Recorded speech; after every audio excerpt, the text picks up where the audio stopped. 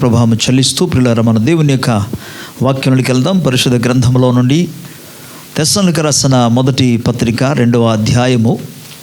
అందరూ తెరవాలి. అపొస్తలుడైన పౌలు తెస్సలోనికీయులకు రాసిన మొదటి పత్రిక 2వ అధ్యాయము. అందరూ కలిసి 7వ వచనాన్ని చదువుకుందాం.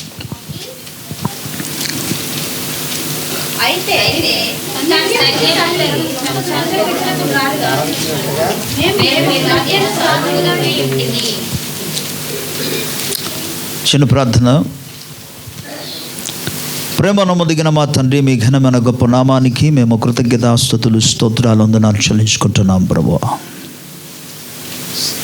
అల్పుడను నీ పాదధూళిని తండ్రి, మీ దాసుని మీ సిలువ చెంత మరుగుపరిచి నీ ఆత్మాభిషేకముతో మీరు నింపినైనా, నీలో దాచినైనా మీ దాసుని నోట నీ వాక్కుంచి మీరు మాట్లాడమని ప్రార్థిస్తున్నాం. వినగల చెవులు, గ్రహించగలిగిన హృదయాన్ని అనుగ్రహించునైనా.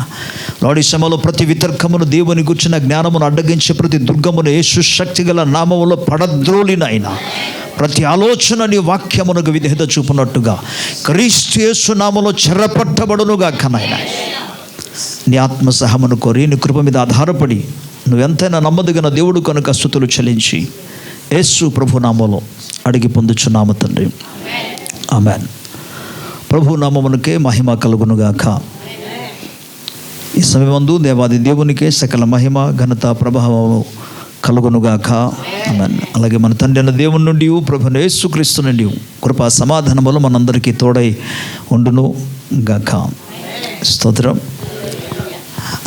ఈరోజు కొద్దిగా దైవ వాక్యముల నుండి సందేశం. దైవ వాక్యమే, కానీ ఆ ప్రపంచంలో today is the mother's day.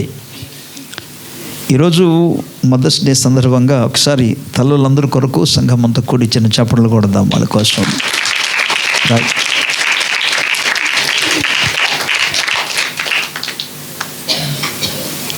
చదువున్న లేఖన భాగంలో తెస్సలోనికీయులకు రాసిన మొదటి పత్రిక 2వ అధ్యాయం 7వ వచనంలో అంటాడు, అయితే స్తన్యమిచ్చే తల్లి తన సొంత బిడ్డలను గారవించినట్లుగా మేము మీ మధ్యను సాధువులమై ఉంటిమి. తల్లి స్తన్యం ఇవ్వడం అనేది తర్వాత స్థాయి. కానీ తల్లి యొక్క భారము లేదా బాధ్యత ఎప్పటి నుండి అంటే గర్భములో పిండము పడినప్పుడు మొదలుకొని తాను ప్రయాసపడుతుంది. ప్రపంచంలో దేవుడు చాలామంది గొప్ప గొప్ప వాడిని అందరూ కూడా లేవనెత్తాడు. మహాజ్ఞానులను లేపాడు, మహావీరులను లేపాడు, వేదాంతపరులను లేపాడు, ఓకే, సత్య రాజ్యము లేనివారిని లేపాడు, అవునా కదా. కానీ వీళ్ళందరూ కూడా ఎక్కడి నుండి వచ్చిన వాళ్ళంటే తల్లి గర్భం నుండి వచ్చిన వారే. స్తోత్రం. తల్లి యొక్క పాత్ర లేనిదే ప్రపంచంలో ఇప్పటి వరకు చరిత్ర అనేది నిలిచి ఉండడానికి అవకాశము లేదు. ఏదైనా ఒక వ్యక్తి గొప్ప చరిత్ర సృష్టి చేయగలిగాడు అని అంటే ఆ తల్లి గర్భం నుండి వచ్చినందుకే. అందుకు గమనించండి స్త్రీలారా లేదా తల్లులారా, మీరు నిజంగా మీరు ధన్యులు. దేవుడు స్త్రీ అయినందుకు ఒకవేళ చాలామంది తక్కువ అంచనా చేసుకోవచ్చు. లోకస్తులకు అవన్నీ తెలియదు కాబట్టి ఆ స్త్రీ అన్న వెంటనే అదో రకంగా అనుకుంటారు, దేనికి పనికిరారు అనే యొక్క స్థితిలోనికి. బట్ దేవుడు ఆది యందు ఆయన జతపరిచినప్పుడు లేఖనం రాయబడింది, సాటి అయిన సహకారిణి, సాటి అయిన సహాయము. సాటి అంటే ఒక పురుషునికి ఎంత శక్తి సామర్థ్యమో ఉన్నదో స్త్రీకి కూడా అదే శక్తి సామర్థ్యము కలిగిన వారు జతపరచబడాలి. అది దేవుని యొక్క చిత్తం. నేను చెప్పిన నా ఆలోచన కాదు, ప్రభు యొక్క చిత్తం అది. స్తోత్రం. కాబట్టి ఈ యొక్క వ్యవస్థలో మనం గమనించినప్పుడు స్త్రీ చాలా అద్భుతమైన పాత్రను పోషిస్తున్నది. మొదట స్త్రీగా భార్యగా తను పోషిస్తూ, ఆ తర్వాత గర్భము ధరించినది మొదలుకొని తాను పడిన వేదన, కష్టము పురుషునికి ఉండదు. పురుషునికి అంత తెలిసిందంతా ఏంటంటే, ఓకే, ఏదో ఒక పని చేయాలి, ఏదో ఒక జాబ్ చేసుకోవాలి, లేదా ఏదో ఒక వ్యాపారం చేయాలి, లేదా ఏదో వ్యవసాయం చేసుకోవాలి. తనకు తెలిసింది ఒకటే, వ్యాపారం చేసి, జాబ్ చేసి, వ్యవసాయం చేసి కుటుంబాన్ని బాధ్యతను భరించుకుంటూ పోషించాలి అనేది మాత్రం వారి యొక్క స్థాయి మనం గమనిస్తాం. ప్రభుకు స్తోత్రం. కానీ గర్భమున బిడ్డను ధరించుకున్న తర్వాత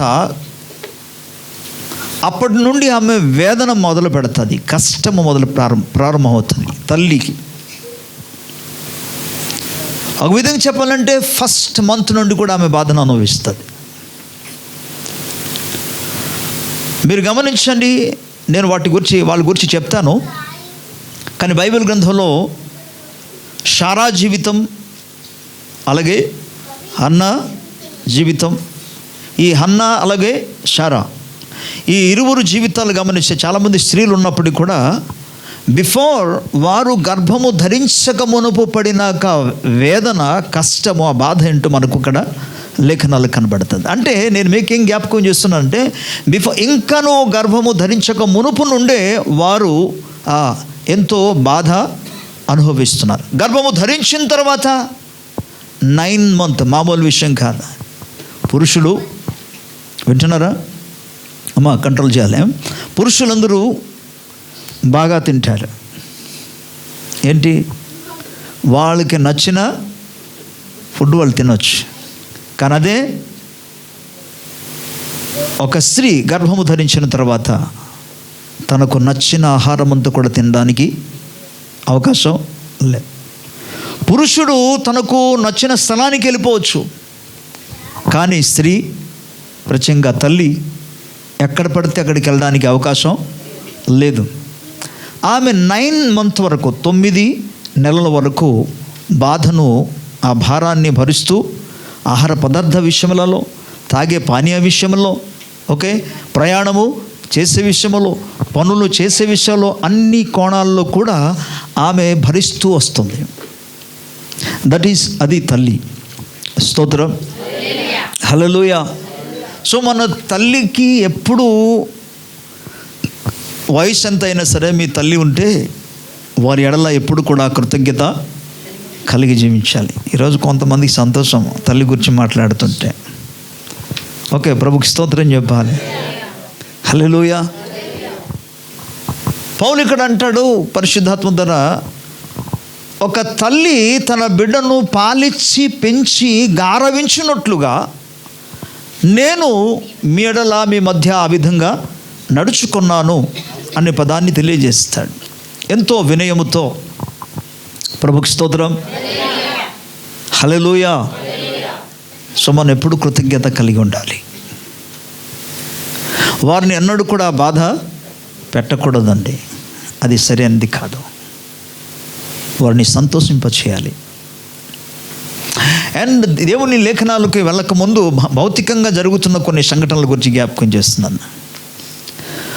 వారు ఒకవేళ సాధారణంగా ప్రాక్టికల్గా ఉన్న మాటలే చెప్తున్నా, పిల్లలు 1కి వెళ్ళినా 2కి వెళ్ళినా, ఒకవేళ వారు వామిట్ చేసిన,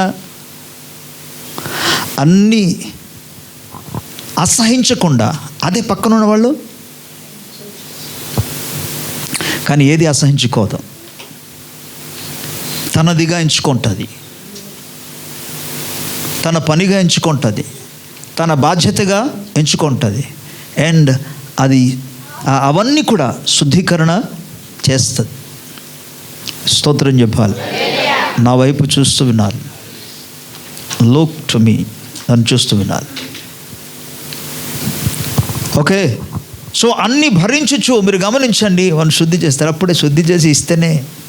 ఒకసారి నాన్నగారే అనుకోండి, వారు ఒకవేళ ఏదైనా సరే ఇటు వెళ్ళారంటే దాన్ని నాన్నగారు ఏం చేస్తాడు, వెళ్ళి శుద్ధి చేసేస్తాడా? చాలా రేర్ అలాంటి వాళ్ళు ఉంటారు. కానీ ఇగో పిల్లడు ఇలా చేశారు, తీసుకెళ్ళు చెప్పడం మాత్రం బాగా వచ్చు. సో తల్లి యొక్క బాధ్యత అనేది చాలా అద్భుతమైనది. అది బయటికి కనబడదు, కానీ వారు పోషించిన పాత్ర చాలా అద్భుతమైనది. ప్రభు తల్లులందరినీ కూడా దీవించునుగాక. హల్లెలూయా. వారిని సంతోషపరచునుగాక. బైబిల్ గ్రంథంలో ఉన్న కొంతమంది తల్లుల గురించి మీ జ్ఞాపకం చేస్తా. పరిశుద్ధ గ్రంథంలో బిడ్డను కన్న తర్వాత పడిన వేదన గురించి చెప్తా. 9 నెలల వరకు కూడా బాధను అనుభవిస్తుంది. అండ్ కన్నేటప్పుడు కూడా ప్రసవ వేదన అనుభవిస్తుంది. ఆ తర్వాత కూడా కొన్ని బిడ్డను కన్న తర్వాత కూడా తనకు నచ్చిన ఆహార పదార్థాలు తీసుకోవడానికి అవకాశం లేదు.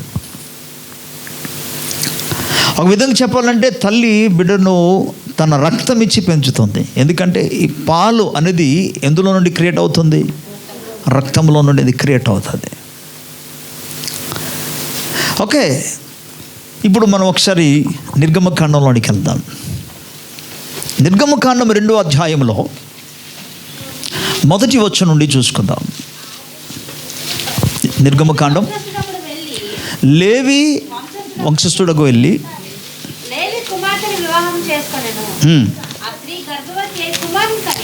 ఆ స్త్రీ గర్భవతి అయి కుమారుని కని వాడు సుందరుడై ఉండుట చూచి 3 నెలలు వాణ్ణి దాచి. చాలు, ప్రభుకి స్తోత్రం చెప్దాం. హల్లెలూయా. ఇక్కడ ఒక లేవి గోత్రానికి సంబంధించిన స్త్రీ కనబడుతుంది. ఈ స్త్రీ వివాహం చేసుకున్న తర్వాత గర్భము ధరించి ఒక బిడ్డను కన్నది. ప్రభుకి స్తోత్రం. ఇంతకు మునుపు కనక ముందు, అసలు గర్భము ధరించక మునుపు తల్లికున్న యొక్క వేదన గురించి చెప్పాను. అండ్ గర్భము ధరించిన తర్వాత తల్లి అనుభవించే ప్రతి బాధను గురించి జ్ఞాపకం చేస్తాను. ఇప్పుడు బిడ్డను కన్న తర్వాత వచ్చిన బాధ. ప్రభుకి స్తోత్రం. ఇక్కడ బిడ్డ కన్న వెంటనే మీరు గమనించండి, ఆ దేశంలో ప్రత్యేకముగా ఐగుప్తు దేశంలో ఏ ఒక్క మగ బిడ్డను అసలు సజీవంగా ఉంచడానికి వీలు లేదు. పుట్టిన వెంటనే ఆ బిడ్డను చంపివేయాలని ఆ దినములలో ఫరో రాజు ఆజ్ఞ ఇచ్చినాడు. అలాంటి దినాల్లో నవమాసములు గర్భము ధరించిన తర్వాత బిడ్డను కన్న తర్వాత వాడు ఇంకా నియమించిన మరో విషయం ఏం తెలుసా? ఒకవేళ వారి అంతటా వారే పురుడు చేశారు అనుకోండి, డెలివరీ అయ్యారు అనుకోండి, ఒకవేళ బిడ్డను బ్రతకనిస్తారేమో అంటూ ఆయన ఏం చేశాడంటే కొంతమంది మంత్రస్థానులను నర్సులను ఏర్పాటు చేశాడు. నాకు తెలియకుండా కూడా ఏమి చేయొచ్చు, నేను మీకు జీతం ఇస్తున్నాను, ఎవడైనా సరే బహుశా అనుకుంటాను 8వ నెల వచ్చిందన్న వెంటనే 9వ నెల వచ్చిందన్న వెంటనే ఈ మంత్రస్థానాలను వాళ్ళ ఇంటికి పంపించి మొత్తం ఈ 2 నెలల అంత జాగ్రత్తగా చూసుకోండి, అసలు మగబిడ్డను కంటుందా లేక ఆడబిడ్డను కంటుందా చూసుకో. మగబిడ్డ పుడితే అక్కడికక్కడే చంపేయాలి. ఎంత భయంకరమైన విషయం మీరు ఊహించండి. ఇజ్రాయేల్ ప్రజల యొక్క హెబ్రీ స్త్రీలందరూ కూడా ఆ ఆజ్ఞను వచ్చినప్పుడు, ఆ శాసనమును రాసి వచ్చినప్పుడు, ఆ చట్టం వచ్చినప్పుడు ఎంతమంది స్త్రీలు 9 నెలలు గర్భము ధరించిన తర్వాత, పూర్తి అయిన తర్వాత ప్రసవ వేదన టైంలో, ఇంకా ప్రసవ వేదన రాకమునుపు మానసికంగా ఎంత వేదన వారు అనుభవించి ఉంటారు ఊహించండి. ఒకవేళ కుమారుడు పుడితే పరిస్థితి ఏంటి? నా పరిస్థితి ఏంటి? అసలు ఆ బాధను అనుభవిస్తూను వారు మానసికంగా వేదన అనుభవిస్తూ భరిస్తూ కంటున్నారు. అటువంటి సందర్భాల్లో ఒక స్త్రీ ఒక బిడ్డను కన్నది. ఆ బిడ్డను కన్న తర్వాత మొత్తానికి ప్రభు మహాకృప వలన, దేవుని యొక్క దయా సంకల్పం బట్టి ఈ బిడ్డ విషయంలో దేవుడు కాపుదల అనుగ్రహించాడు. స్తోత్రం. ఇంతకు మునుపు అసలు ఒక స్త్రీని గురించి మనతో రాయబడింది. ఇంతకు మునుపు హెబ్రీ స్త్రీలలో ఎంతమంది మగబిడ్డలు పుట్టిన అందరూ కూడా చంపివేశారో, ఎంతమంది తల్లులు అసలు కన్న వెంటనే వేదనతో కన్నీరు కార్చి రోదనం చేస్తూ ఎంత దుఃఖముతో వాళ్ళు ఉండేవారు. కానీ ఈమె జీవితాల్లో చూస్తే బాధ ఉంది, అదే సమయంలో సంతోషం కూడా దేవుడు ఇచ్చాడు. 3 నెలల వరకు దాచిపెట్టేసింది. స్తోత్రం. సొంత బిడ్డను ఏమి చేయడానికి అవకాశం లేదు. కన్న తర్వాత కూడా జరుగుతున్న విషయం. ఈవెన్ ఈనాడు కూడా మీరు గమనించండి, భౌతికంగా మీకు చెప్తాను, కొన్ని సందర్భాలలో గర్భము ధరించక మునుపు శత్రు దాడి చేయడానికి ప్రయత్నం చేస్తాడు సిక్నెస్ ద్వారా. గర్భము ధరించిన తర్వాత ఏదో ఒక సిక్నెస్ అని తీసుకొస్తాడు అపవాది. పిల్లలు పుట్టిన తర్వాత ఒకటి, పుట్టక మునుపు ఒకటి, రకరకాల దాడి చేస్తుంటాడు శత్రువు. ఈ ఈ పరిస్థితులన్నిటిలో తల్లి హృదయం ఎంత వేదనగా ఉంటుందో. నేను చెప్పేది ఏంటంటే, తల్లి ఎవ్రీథింగ్ తన హృదయములు తాను దిగమృంగుకుంటూ అంత భరించుకుంటూ ముందుకు సాగుతుంది. ప్రభుకి స్తోత్రం. హల్లెలూయా. పిల్లరా, ఆమెకి ఆ బిడ్డను 3 నెలల వరకు దాచింది. అసలు ఏ బిడ్డ అయినా సరే పుట్టిన తర్వాత ఏడవకుండా ఉంటారా? మరి ఆవిడ ఏం చేసిందో తెలీదు. 3 నెలల వరకు అలాగా ఉంచింది. 3 నెలల తర్వాత ఇంకా దాచలేకపోయింది. ముందుకు తెలిసిందనుకోండి, ఏదో ఒకటి నా మీదకి వస్తుంది, నా బిడ్డ మీదకి వస్తుంది, నేను ఏదో ఒకటి చేయాలి. ఎంత ప్రార్థన, ఎంత వేదన కలిగి ఉంటుంది, ఎంత దేవుని దగ్గర మొరపెట్టి, ఎంత దేవుని సముఖంలో ఆమె బ్రతుమాలుకొని ఉంటుందో. తర్వాత జమ్ము పెట్టు కూడా తయారు చేసి, మట్టితో కీలు తయారు చేసి వాటిని పూసిన తర్వాత ఆమె నైలు నదిలో తీసుకెళ్ళి వదిలేస్తూ వాళ్ళ అక్క అన్న మరియతో చెప్తుంది, మిరియాంతో. వా, ఏం కరెక్ట్ చేస్తారండి, దేవుని స్తోత్రం, అద్భుతం.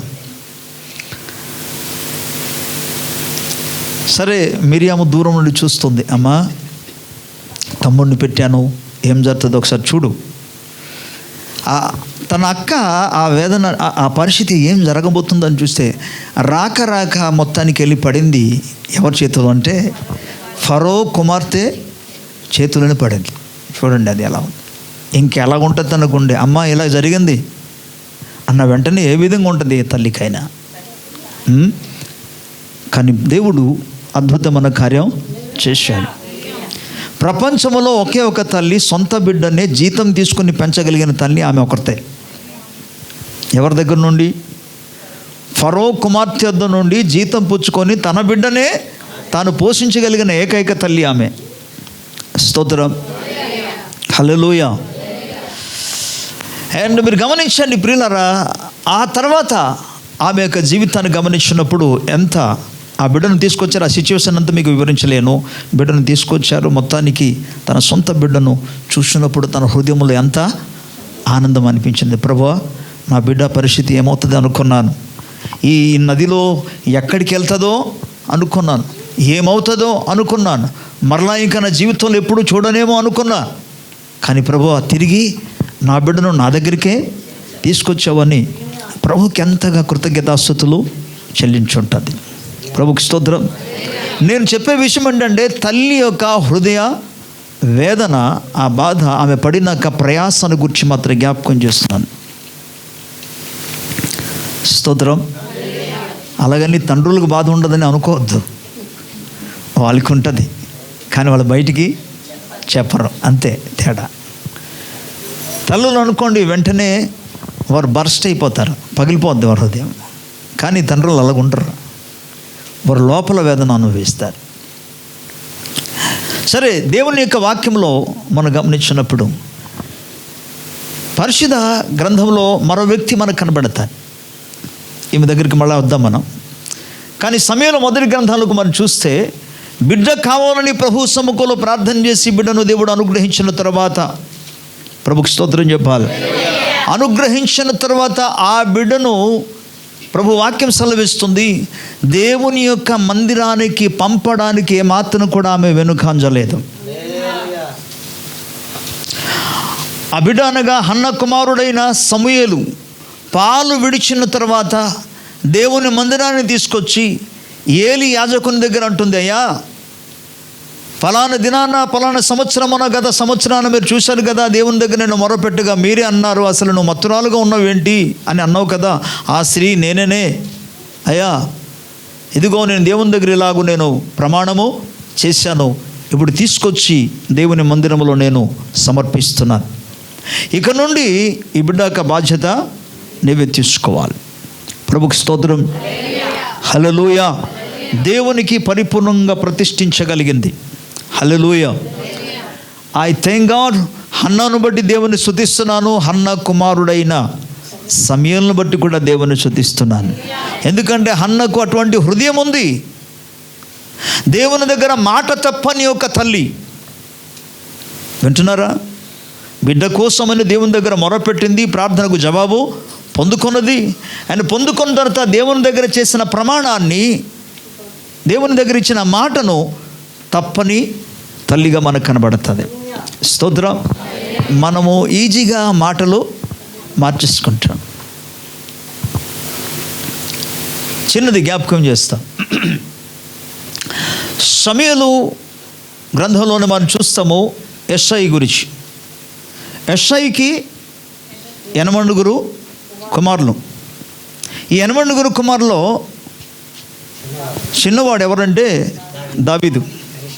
సో అందరికేమో ఈయనైతే ఫిట్, ఎక్కడికి ఉద్యోగం చేయడానికి ఈయన అర్హుడు అని చెప్పి మిగతా వాళ్ళందరూ కూడా పంపించారు. కానీ చిన్నోడు దేనికి పనికిరాడని చెప్పేసి గొర్రెలు కాయడానికి పంపించారు.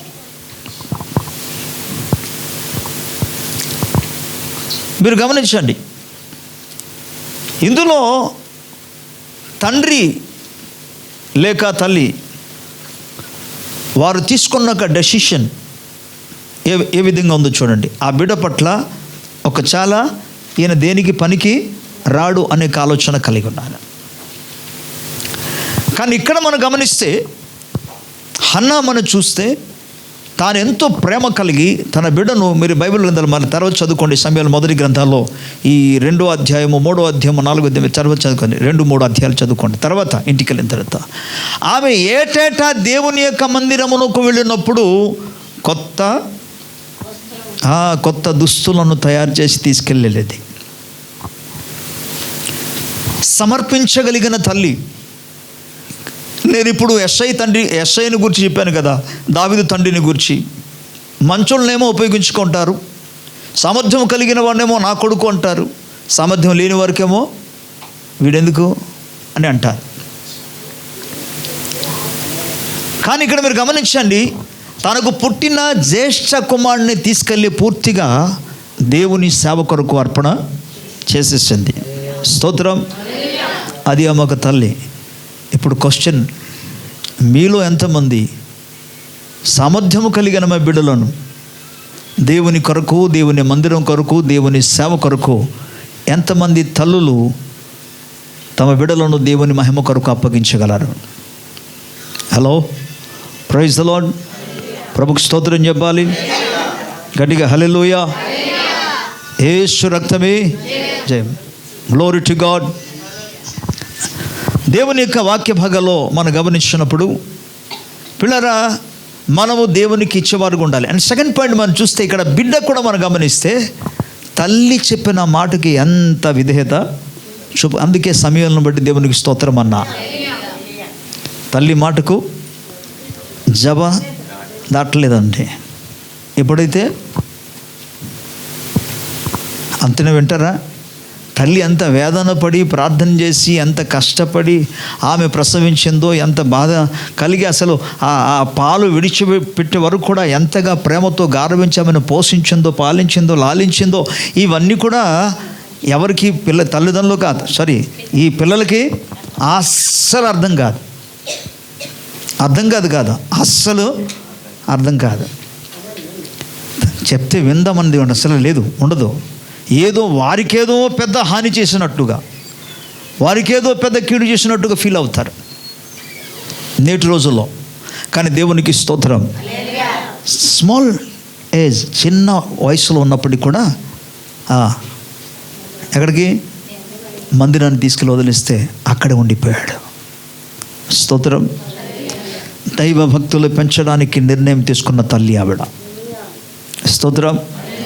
అగైన్ మీకు 2వ అధ్యాయంలోనికి తీసుకెళ్తా. నిర్గమకాండంలో ఆమెను గురించి రాయబడిన విషయం ఏంటంటే, ఆమె పెంచేటప్పుడు మోషే యొక్క తల్లి ఆమెను ఆ బిడ్డను పెంచినప్పుడు, మోసని పెంచినప్పుడు దేవుని గూర్చిన భయమును ఆమె నేర్పించింది. స్తోత్రం. ప్రతి తల్లి తమ బిడ్డలకు దైవ భయాన్ని నేర్పించే తల్లిగా ఉండాలి. పితరుల దేవుని గూర్చి బిడ్డలకు నేర్పించేవారుగా ఉండాలి. పితరులు గూర్చి వారికి చెప్పేవారుగా ఉండాలి ప్రతి తల్లి. ఆమె చేసింది, అందుకు మీకు చెప్తున్నా. ఆమె చెప్పారని ఎక్కడ తెలుస్తుంది, ఎలా తెలిసింది పాస్టర్ గారు అంటే, ఆ లేఖనాన్ని మనకు ఎక్కడ కనబడుతుంది అంటే హెబ్రీ పత్రిక 11వ అధ్యాయంలో కనబడుతుంది. మోషే పెద్దవాడైనప్పుడు, చూడండి వచనం 11:24 హెబ్రీ కమన్. మోషే పెద్దవాడైనప్పుడు విశ్వాసమును బట్టి ఐగుప్తు ధనము కంటే క్రీస్తు విషయమైన నింద గొప్ప భాగ్యమును ఎంచుకొని అల్పకాలము పాపభోగమును అనుభవించడం కంటే దేవుని ప్రజలతో శ్రమను అనుభవించుట మేలని యోచించి ఫరో యొక్క కుమార్తె అనిపించుటకు ఒప్పుకొనలేదు. ఓకే, చాలా విషయాలు ఇంకా ఉంది ఇక్కడ. మనం గమనిస్తే మోషే పెద్దవాడైనప్పుడు విశ్వాసం బట్టి ఐగుప్తు ధనము కంటే క్రీస్తు విషయమైన యొక్క నిందే గొప్ప అనుభవించి. ఎక్కడ నేర్చుకున్నాడు ఇది?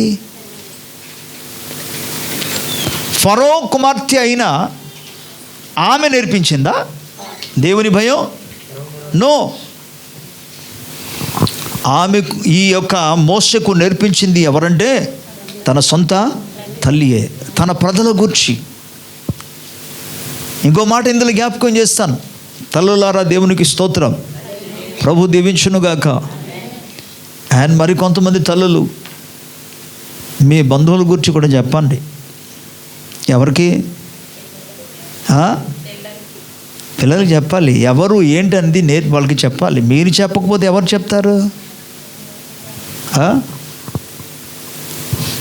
మీ రక్త సంబంధులు ఎవరు చెప్పండి, వారికి నేర్పించాలి. లేకపోతే వాళ్ళు ఎవరో తెలియదు. పిల్లల్ని దైవభక్తిని నేర్పించే స్థితిలో ఉండాలి తల్లులు. ఇక్కడ ఉన్న తల్లు గురించి మీకు మాట్లాడుతున్నా. ఓకే, ఆమె తన కుమారుడిని దేవుని గూర్చిన జ్ఞానాన్ని నేర్పించగలిగింది. స్తోత్రం. దైవ భయాన్ని ఆమె నేర్పించింది. అటువంటి అద్భుతమైన తల్లి మనకు కనబడుతుంది. సమయలు తన తల్లి కూడా సమయలును అదేవిధంగా దైవభక్తిలో నేర్పడానికి సమర్పణ చేయగలిగింది.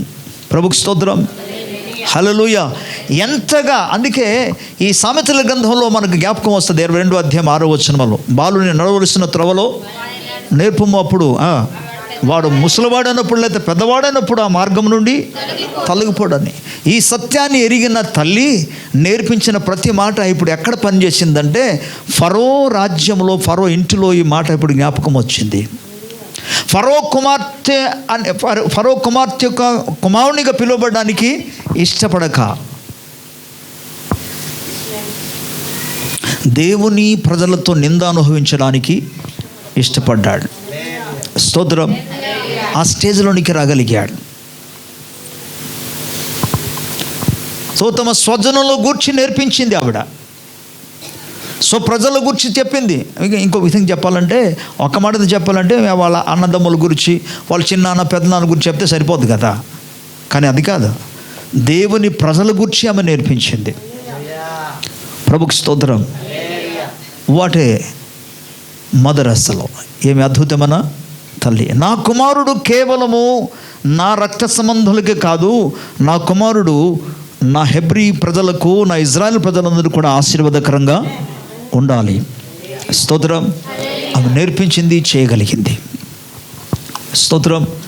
అండ్ తిమోతి రాసిన పత్రికలో మనం గమనిస్తే, తిమోతి రాసిన 2వ పత్రికలో 1వ అధ్యాయంలో మనం చూసుకోగలిగితే 5వ వచనం రాయబడింది. నిజానికి 3వ వచనం నుండి 5వ వచనం వరకు కలిసి ఉంటుంది.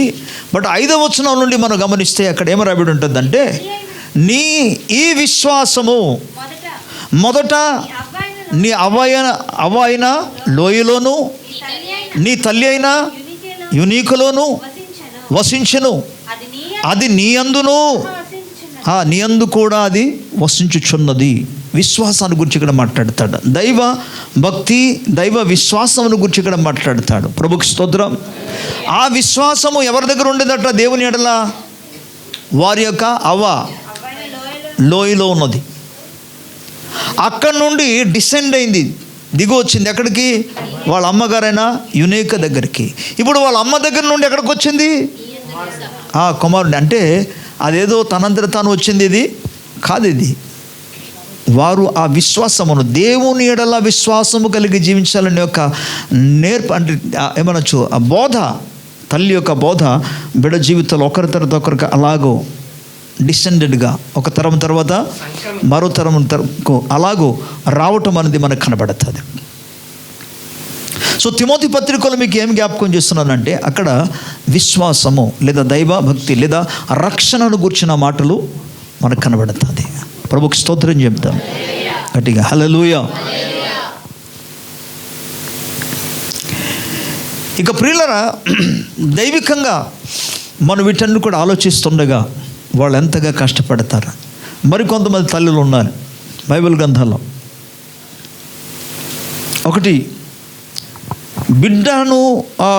బిడ్డ పెరిగిన తర్వాత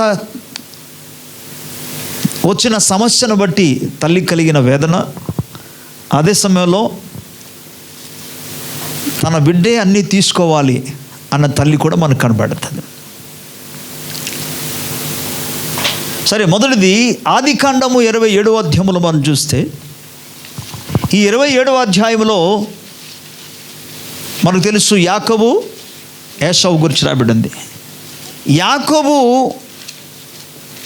మారువేషం వేసుకుని తండ్రి దగ్గర నుండి దీవెన పొందుకున్న తర్వాత ఏశావు అతన్ని చంపడానికి ప్రయత్నం చేశాడు. కానీ ఆయన మనస్సులో అణుచుకున్నాడంటే, ఇలా కాదు, నాన్నగారు కొద్దిగా అంటే చాలా వృద్ధపు వయసులో ఉన్నారు, తన కళ్ళ ముందే అతన్ని మనం చంపడం సరైనది కాదు, కనుక మా నాన్నగారు ఈ లోకాన్ని విడిచిపెట్టే వరకు మనం చూద్దాం, ఆయన లోకాన్ని విడిచిపెట్టిన వెళ్ళిన వెంటనే ఈయన పని అయిపోద్ది, యాకోబు పని చేసేస్తాను అనుకున్నాడు, చంపేస్తాను అన్నాడు ఆయన.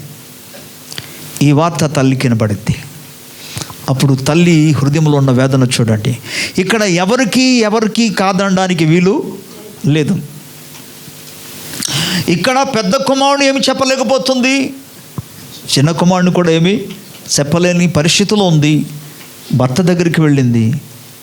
ఆ భర్తతో ఏమంటుందని తెలుసా? చాలామంది అందుకే పిల్లలకి అర్థం కాదు. ఒక 2-3 పిల్లలు ఉన్నారు అనుకోండి, వారు పడిన వేదన ఇంతంత కాదు. ఎందుకంటే ఒకడు అంటాడు, మీరు తన్నే బాగానే చూసుకుంటాడు, మీరు తను తినడానికి ఇచ్చాడంట, నువ్వు తనకే ఎక్కువ ప్రేమిస్తున్నాను అంటారు. ఎవరికి ఏం చేయాలో అర్థం కాదు అసలు. ఇప్పుడు తల్లి హృదయం ఎలా ఉంటుంది మీరు చూసుకోండి. పెద్ద కుమారుడేమో చిన్న కుమారుడిని చంపడానికి ప్రయత్నం చేస్తే ఆ పరిస్థితి ఎలాగ ఉంటుంది అసలు ఊహించండి. ఆమె ప్రార్థన చేసి ఉంటుంది బహుశా, ఒక ఆలోచనతో భర్త దగ్గరికి వచ్చింది, ఏమండి పరిస్థితి ఎలాగుంది. డిఫరెంట్ కోణంలో తన భర్తతో ఆమె డీల్ చేయగలిగింది.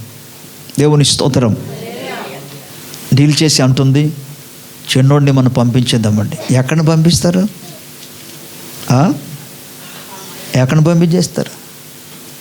ఆమె అంటుంది, అడ్రస్ తెలియదు, ఎలాగెళ్ళాలో తెలియదు, కానీ అంటుంది మా తమ్ముడింటికి పంపించేద్దామంట.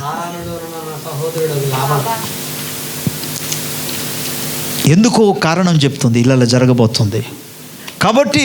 నేను ఎన్ని సంవత్సరాలు వారిని కని పెంచి పెద్దోళ్ళుగా చేసిన తర్వాత నా కళ్ళ ముందే నా బిడ్డలు హతమవడం నాకు ఇష్టము లేదు. ఆ వేదన ఎవరు కూడా తీసివేయలేని వేదన. కనుక దయచేసి నా మాట వినండి, మీరు చెప్పండి, మీరు చెప్తేది జరుగుతుంది.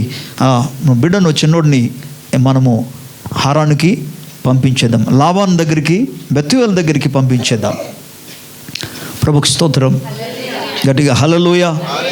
ఒక ప్లాన్ చేసి తన కుమారుని యొక్క ప్రాణము రక్షించడానికని యాకోబును హరాను దగ్గరికి పంపించడం బైబిల్ గ్రంథం మనకు తెలియజేస్తుంది. Praise the lord. ఆ సిచ్యువేషన్ మామూలు విషయం కాదు. మళ్ళా తినేసి సంతోషించి ఆనందించగలిగిన సందర్భాలు కాదు. అది ఎంత వేదన ఉంటుందో అది అనుభవించిన వారికే తెలుస్తుంది. మరలా ఆదికాండంలో 21వ అధ్యాయంలోనికి వెళ్తే 2 తల్లులు అక్కడ కనబడతారు. మీరు తర్వాత చదువుకోండి. ఒక తల్లి అంటది, నా కుమారుడే ఈ ఆస్తికి వారసుడు, నోబడి, ఎవరు ఉండడానికి వెళ్ళేదంట. కానీ మరో తల్లికి అదే సందర్భాల్లో బాధ. అంతకాలము కలిసి ఉండి ఒక్కసారిగా వేరు చేసి నీవు నీ కుమారుని పట్టుకొని వెళ్ళిపో బయటికి,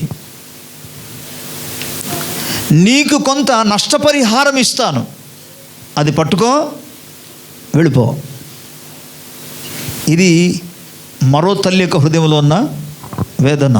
మీరు ఊహించుకోండి, ఆమె భరిస్తూ వెళుతుంది. అది అబ్రహాము తెల్లవారున లేచి తన భార్యను, అనగా తన దాసురాలైన హాగరును ఏర్పాటు చేసి, చిన్న గంత కట్టేట ఏర్పాటు చేసి, తినడానికి కొంత ఆహారము అలాగే తాగడానికి కూడా తిత్తులో నీరు పెట్టిన తర్వాత యు మే గో నౌ. ఏంటి ఏమనుకుంటున్నారు? వెళ్ళి మరలా వద్దామని, ఊరు వెళ్ళి వద్దాం కాదు అక్కడ. అది అక్కడి నుంచి ఒకసారి అబ్రహాము నుండి దాటి వెళ్ళిపోయిన తర్వాత మరలా అబ్రహాం దగ్గరికి రావడానికి అవకాశమే లేదు.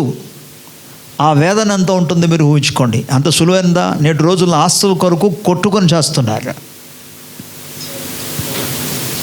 యేసు ప్రభు దినాల్లో కూడా ఆస్తుల కొరకు కొట్టుకొని వాళ్ళు ఉన్నారు. ఒక ఆయన అంటాడు, ఏమండి ఒకసారి ప్రభువా ఏసే వస్తారా మా ఇంటికి అన్నారు. ఎందుకు? చిన్న ఆస్తి గొడవ ఉందండి, మీరు వచ్చి కొద్దిగా మీరు చెప్తే సెటిల్మెంట్ కావాలట ఆయనకి. యేసు ప్రభు దగ్గరికి వచ్చి అడుగుతున్నాడు. దీనికోసం సారమ్మ గారు చేసిన పని ఏంటి? నా కొడుకు ఇస్సాకు మాత్రం నా ఆస్తికి వారసుడంతే. ఒక తల్లి వేదన ఏంటంటే నా కొడుకే దాన్ని అనుభవించాలండి. మరో తల్లి వేదన ఎలాగుందంటే ఆ సహవాసము నుండి, బంధము నుండి తెంచేయబడి ఎక్కడికి వెళుతున్నారో, ఏం జరగబోతుందో తెలియని ఒక స్థలానికి ఆమె వెళుతుంది.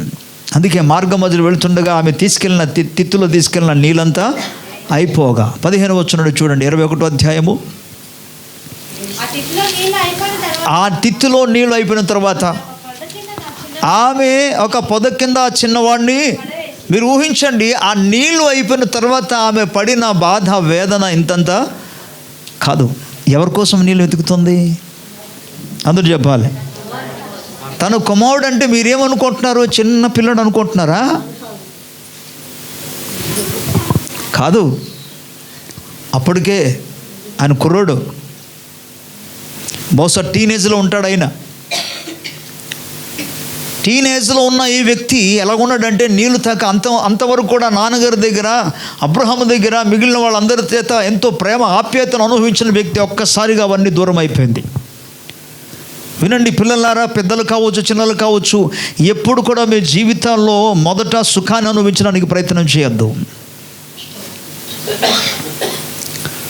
కష్టమైనా సరే వాటిని ఎదుర్కోవడానికి ప్రయత్నం చేయండి, ఆ తర్వాత సుఖాన్ని అనుభవిస్తారు. కానీ ముందే సుఖం కావాలని కోరుకున్నారా? కష్టం వస్తే దాన్ని భరించడం ఎవరి వల్ల కాదు. నీవు పడిన బాధ ఎవరు కూడా చూడలేరు, అలాగ మారిపోద్ది. అందుకే మనం ముందుగా కష్టమైనా సరే వాటిని ఎదుర్కోవడానికి ప్రయత్నం చేయాలి. ప్రభుకి స్తోత్రం చెప్పాలి గట్టిగా, హల్లెలూయా. దేవుని బిడ్డలారా, ఈ యొక్క తల్లి ఒకప్పుడు ఈ యొక్క ఇస్మాయిల్ అనే వ్యక్తి ఎంతో ఆనందంతో జీవితకాలం గడిపిన వ్యక్తి, కానీ ఒక్కసారి దూరం అయిపోయాడు. ఇప్పుడు ఆ కుమారుని కొరకు, ఆ బాలుని కొరకు, టీనేజ్లో ఉన్న అబ్బాయి కోసం తల్లి తహతలాడుతుంది. నీళ్ళు అయిపోయిన తర్వాత ఆ బిడ్డను తీసుకెళ్ళి ఒక పొద కింద పెట్టేసి వెంటి వెత దూరానికి వెళ్ళి అక్కడ ఆమె ఆ బిడ్డ బాధను తట్టుకోలేక ఆమె ఎలుగెత్తి ఏడవడం మొదలుపెట్టింది.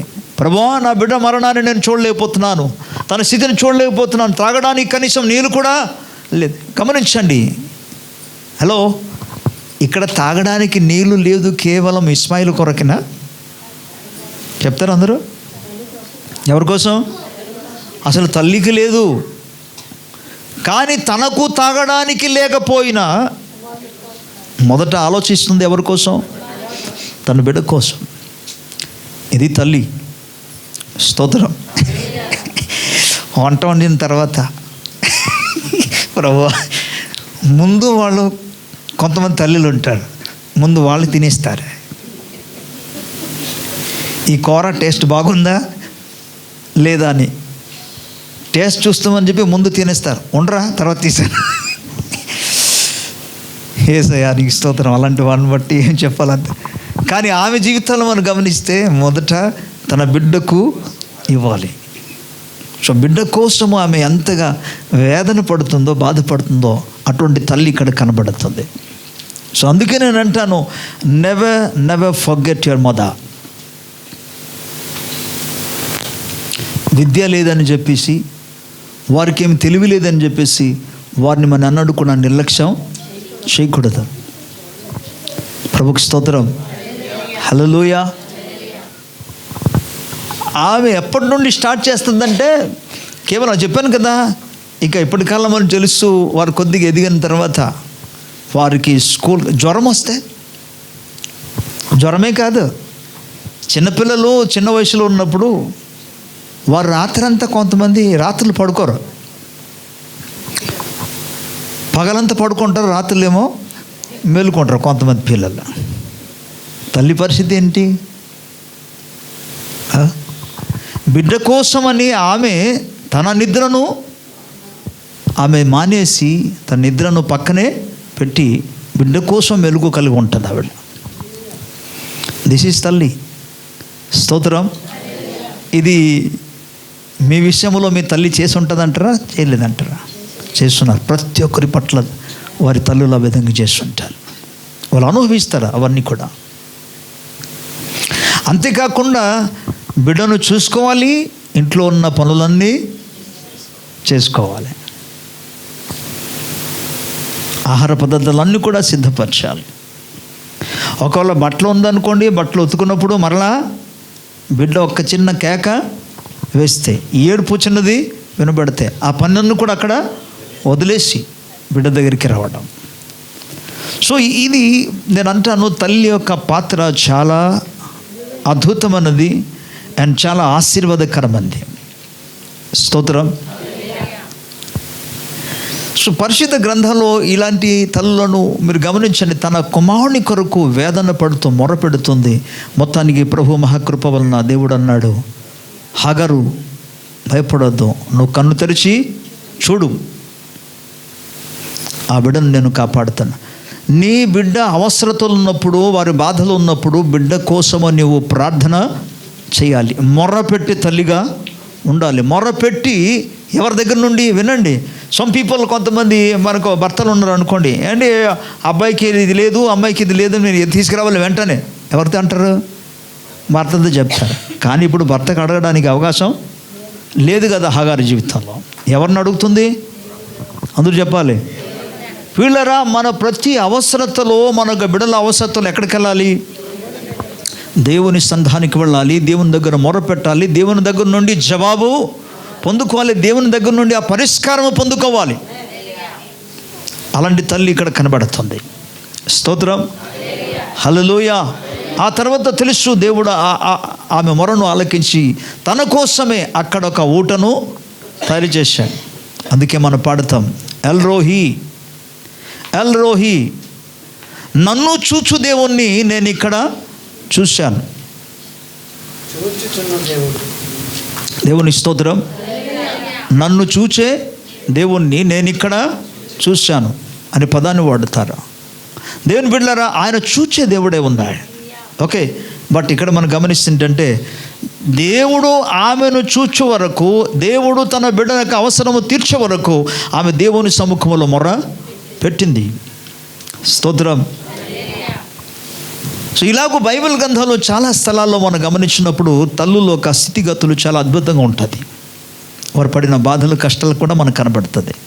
నేను అన్నీ వివరించలేను ప్రజెంట్, కొన్నిటి మాత్రమే జ్ఞాపకం చేస్తున్నా. కొత్త నిబంధనలో ఒక తల్లి ఉంది. ఎలాంటి ఆశ ఉందంటే, 12 మంది శిష్యులు ఉంటుండగా ఆమె మాత్రం యేసుప్రభు దగ్గరికి వచ్చేసి, ప్రభువా, నేను ఏది అడిగినా మీరు ఇచ్చేస్తాను, నాకు తెలుసు, అందుకే మీరంటే నాకు చాలా, మీ రాజ్యంలో రాకళ్ళు వచ్చినప్పుడు ప్రభువా ఏం కాదు, నీ కుడి పార్శ్వలో ఒకడు, నీ ఎడమ పార్శ్వలో ఇది ఒకటి ఇవ్వండి ప్రభువా చాలు. ఆమె అడిగింది సరైనది కాదు, కానీ నేను ఇక్కడ మీకు అందులో ఉన్న మంచి విషయం ఏంటంటే, తన బిడ్డ కోసము వారి యొక్క బిడ్డలో ఉన్నత స్థితిలో ఉండాలి అనేది ఒక ఆశ కనబడుతుంది. ప్రభుకి స్తోత్రం. ఏ తల్లి తండ్రి కూడా తమ బిడ్డలక నష్టము కోరి ఎవరు ఏ పని చేయరు. అనుకుంటే అది వారి అజ్ఞానత తప్ప. Never.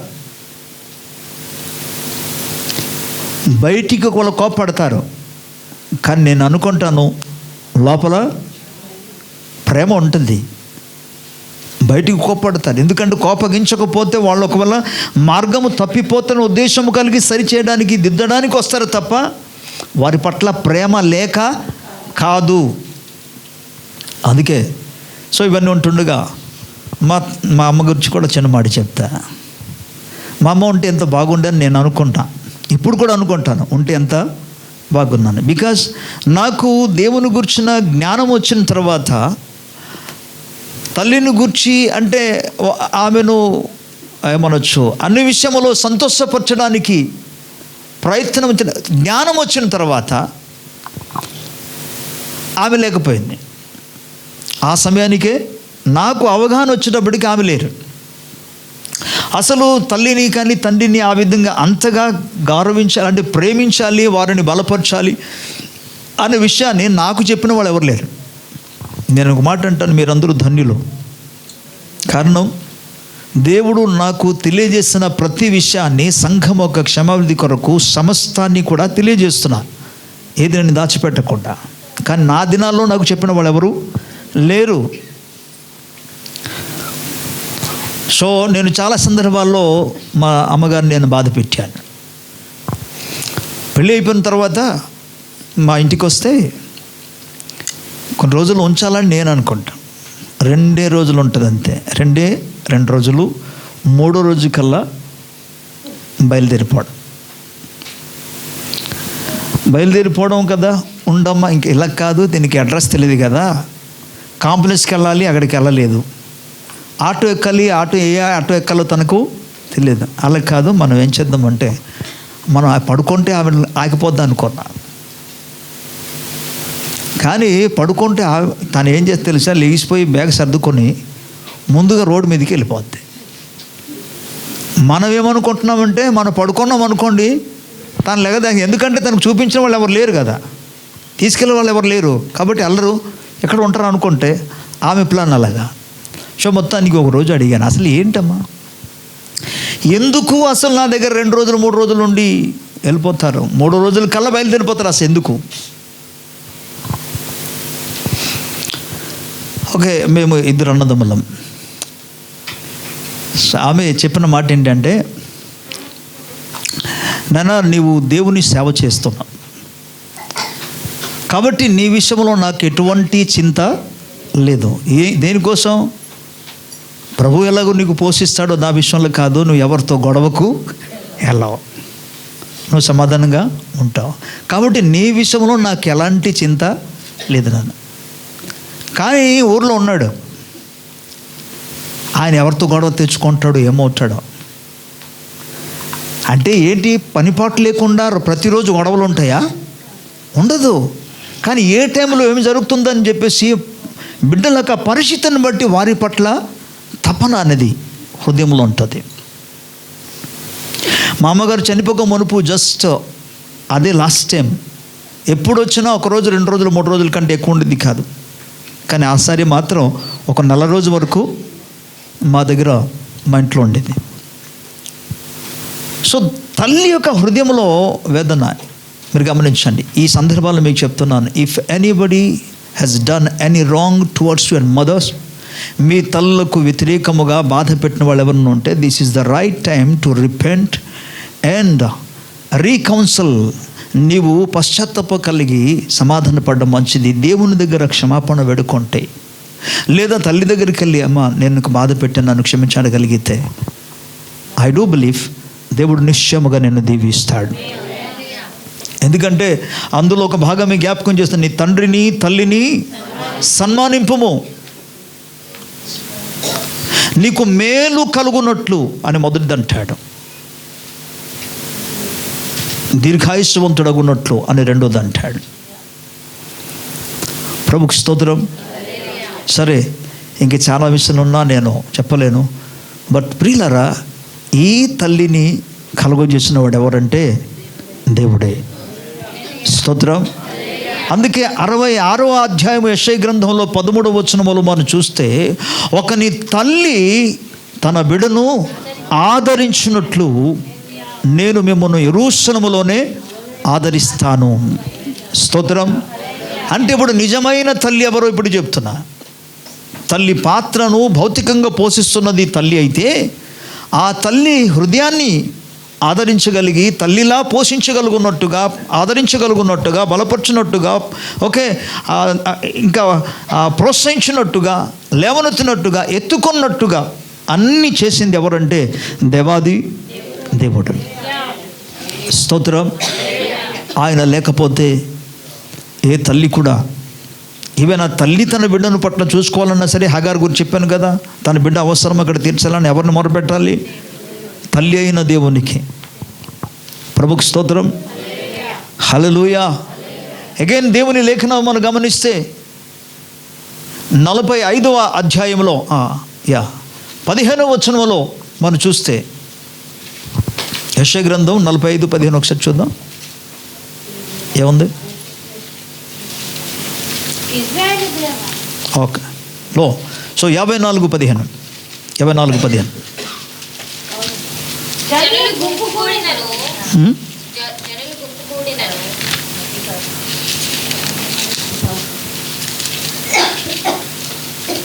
Okay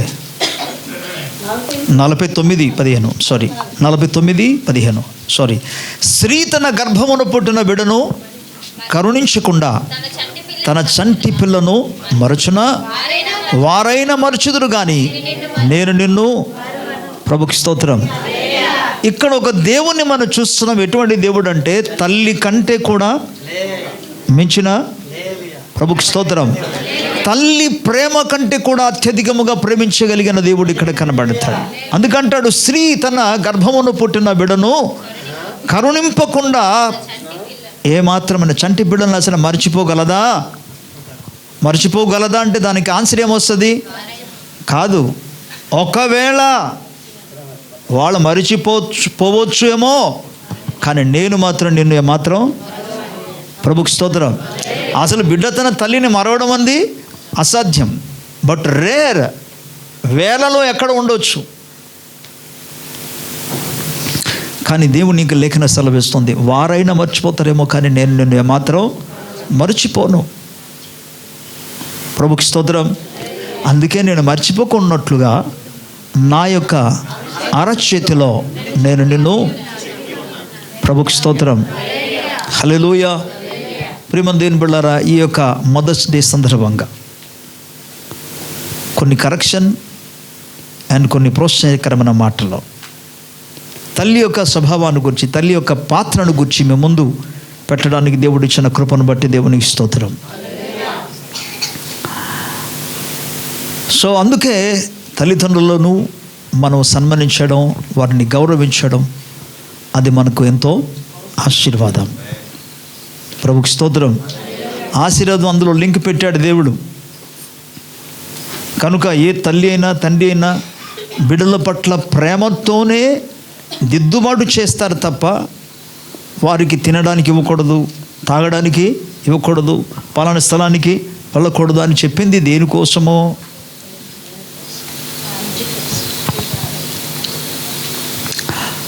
praise the lord. వారికి మరలా చెప్తున్నారు, వాళ్ళకి చదువు ఉన్నా లేకపోయినా, చదువు మీకు ప్రేమను నేర్పదు. ఓకే, స్కూల్స్ కానీ, కాలేజెస్ కానీ, యూనివర్సిటీస్ కానీ ఇవి ఏమాత్రము కూడా ప్రేమ, ఆప్యాయత, క్షమాగుణంను నేర్పదు. తల్లి మాత్రం నేర్పించగలదు. తల్లి దగ్గరే వాటిని కూడా మనం నేర్చుకోగలం. స్తోత్రం. నీవు పుట్టినది మొదలు, అందుకే చెప్పాను, పుట్టక మునుపు, గర్భములు పడిన తర్వాత, అండ్ గర్భమును ప్రసవించిన తర్వాత, బిడ్డ ఎదిగిన తర్వాత, పెద్దోళ్ళైన తర్వాత,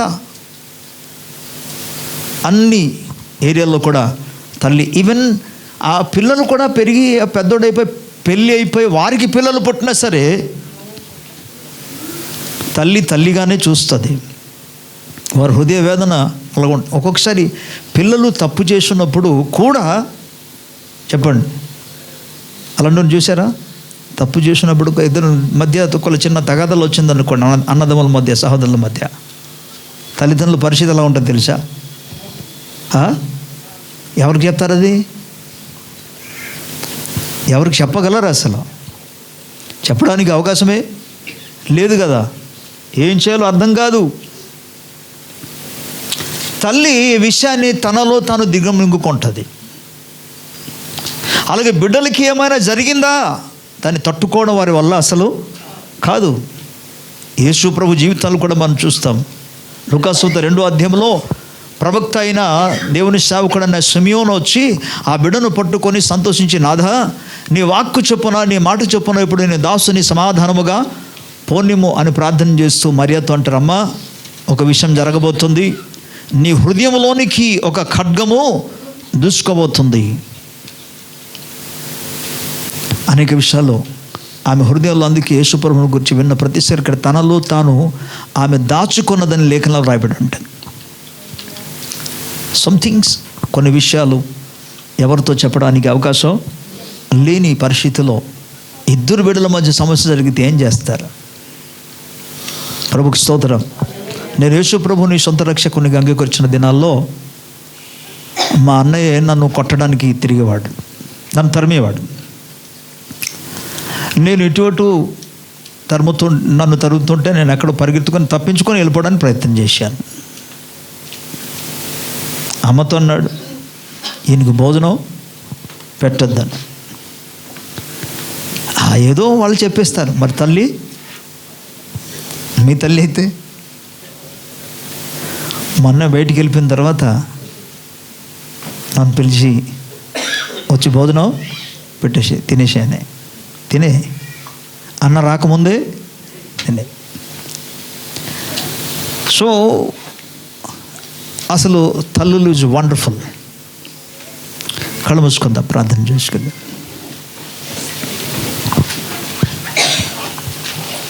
ఒక నిమిషం దేవుని సముఖంలో మన యొక్క జీవితాలను పరిశీలన చేసుకొని, ప్రభువా, నువ్వు ఇచ్చిన తల్లిని బట్టి నీకు వందనాలు. దేవుని సేవకునిగా మీకు జ్ఞాపకం చేస్తున్న ప్రభు బిడ్డలారా, మీకు కానీ తల్లిదండ్రులు ఉంటే రెస్పెక్ట్ దెమ్, ఒబే దెమ్.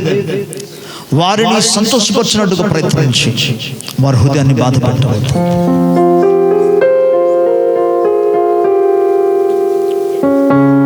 తల్లిదండ్రులను ఇబ్బంది పెట్టి బాధ పెట్టి బాగుపడిన వాడు ప్రపంచంలో ఎవరు లేరు. దేవుడు వారికి ఎంతగా లోబడితే, ఎంతగా వారిని గౌరవిస్తే అంతగా దీవిస్తానని ఆయన వాగ్దానం చేశాడు. అలాంటి తల్లిని బట్టి ప్రభువును ఘనపరచు. ప్రభువా, నాకు ఇచ్చావు, నీకు వందనాలు. ఇది మొదలుకొనే ఇక నుండి వారిని సంతోషపరుస్తా. నన్ను క్షమించు ప్రభు, ఇంతవరకు ఆ విధంగా జీవించలేకపోయాను. తల్లి బాధ ఏంటో నేను గ్రహించలేకపోయాను. వారు ఎంతగా వేదన పడ్డాడో తెలుసుకోలేకపోయాను. నన్ను క్షమించు అంటూ దేవుని దగ్గర అడుగుతాం. తల్లిదండ్రులు లేని వారు ఎవరైనా ఉంటే ప్రభు దగ్గర మొరపెట్టి, ప్రభు నీవే కదా నాకు తల్లివి, నీవే నా తండ్రి, నన్ను పాలించువాడవు, నీవే లాలించువాడవు.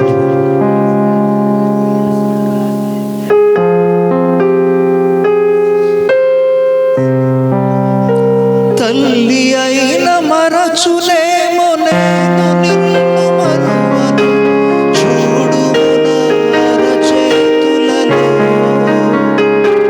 నిన్ను చెక్కి ఉన్నాను. తల్లి అయిన మరచులేమో నిన్ను మరువను, చూడుము నా అరచేతులలో నిన్ను చెక్కి ఉన్నాను.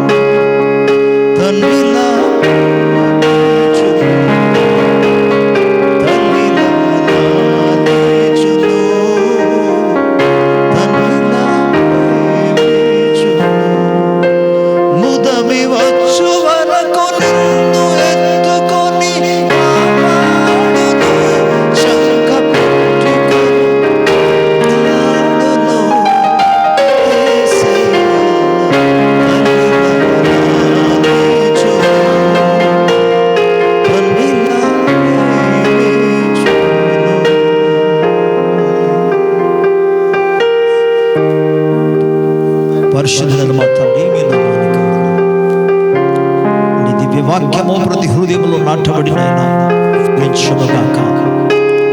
ప్రతి ఒక్క బిడ్డ హృదయంలో నువ్వు కార్యము చేయనైనా ఆయన అన్నిటికంటే ముఖ్యముగా నాయన తల్లి కంటే కూడా అత్యధికముగా నువ్వు ప్రేమించగలిగిన దేవుడు, ఆదరించగలిగిన వాడు, పోషించేవాడు, లాలించేవాడు నాయన, ఎత్తుకున్నవాడు నాయన. నీకు మా స్తోత్రాలు. నీ ప్రేమ చేత ప్రతి ఒక్కరిని తాకండి. ఎంతమంది బిడ్డలైతే నీ సముఖంలో ప్రభువా నీ చిత్తానికి లోబడ్డారు, వారందరినీ మీరు దీవించు. ఈ మాటలు ప్రతి హృదయంలో నాటబడి ఫలించుగాక. యేసయ్య నామములో ప్రార్థిస్తున్నాను.